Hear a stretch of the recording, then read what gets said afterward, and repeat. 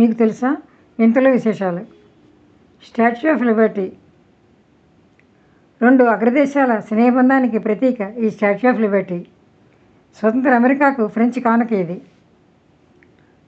1865లో విగ్రహం స్థాపించాలన్న ఆలోచన ఫ్రెంచ్ చరిత్రకారుడు ఎడ్వర్డ్ డి లెబెలోక్లో కలిగింది.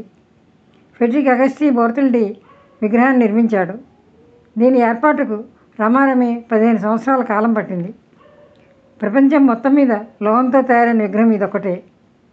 విగ్రహం ఫ్రాన్స్లో తయారైంది. గ్రీకు కాలం నాటి 3వ శతాబ్దపు ప్రపంచవింత కొలసస్ ఆఫ్ రోడ్స్ హిలియస్ని స్టాచ్యూ ఆఫ్ లిబర్టీ నిర్మాణానికి స్ఫూర్తిగా తీసుకున్నాడు బోర్తెల్.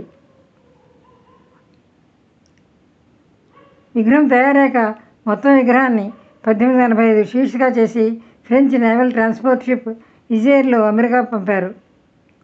ఈ విగ్రహం ఎత్తు 151 అడుగులు కాగా ఆధారపీఠం కూడా అంతే ఎత్తు కలిగి ఉంటుంది. 1886లో అక్టోబర్ 28న అప్పటి అమెరికా అధ్యక్షుడు గ్రోవర్ క్లీవ్లాండ్ ఈ విగ్రహాన్ని ఆవిష్కరించారు. 1924లో అమెరికా ప్రభుత్వం స్టాచ్యూ ఆఫ్ లిబర్టీని నేషనల్ మాన్యుమెంట్గా గుర్తించింది. America department of interior national park services వారు ఈ స్టాచ్యూ నిర్వహణ బాధ్యతలను నెరవేరుస్తున్నారు.